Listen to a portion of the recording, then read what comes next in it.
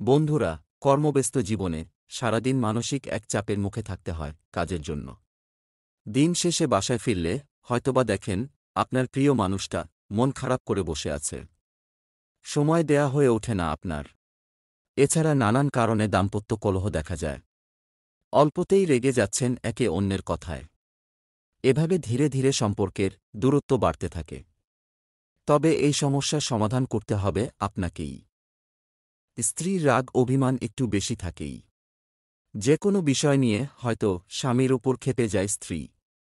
সে ক্ষেত্রে স্বামীর উচিত বিষয়টাকে অবহেলা না করে তাকে সামলিয়ে নেয়া।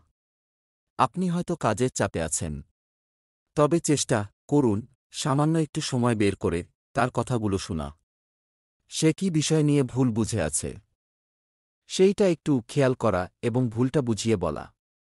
আপনার সামান্য একটু সময় নিমিষেই মন ভালো করে দিবে আপনার স্ত্রীর, এতে করে আপনারও কাজে মন বসবে। আপনার স্ত্রীরও সারাটা দিন ভালো কাটবে। চেষ্টা করুন সবসময় কারণ খুঁজে বের করার। আপনার স্ত্রী আপনার উপর রেগে আছে কেন তা জানার চেষ্টা করুন।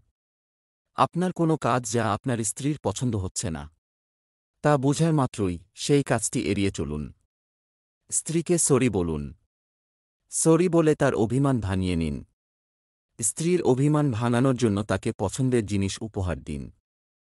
অফিস থেকে ফেরার পথে হাতে করে একটি লাল গোলাপ নিয়ে আসুন। এতে করে যতই রেগে থাকুক না কেন আস্তে আস্তে স্ত্রীর মন গলে যাবে। এছাড়া মাঝে মাঝে স্ত্রীকে নিয়ে বাইরে ঘুরতে যান। রাতের বেলা ডিনার ডেটে নিয়ে যেতে পারেন আপনার স্ত্রীকে। এতে করে একঘেয়েমি দূর হবে, সম্পর্ক সুন্দর থাকবে। একজন রেগে থাকলে আরেকজনকে শান্ত হতে হবে।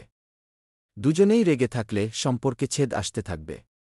তাই স্ত্রী যখন অভিমান করে থাকবে তখন আপনি নিজেকে শান্ত রাখুন। এতে করে সংসার জীবনে থাকবে সুখ ও প্রশান্তি।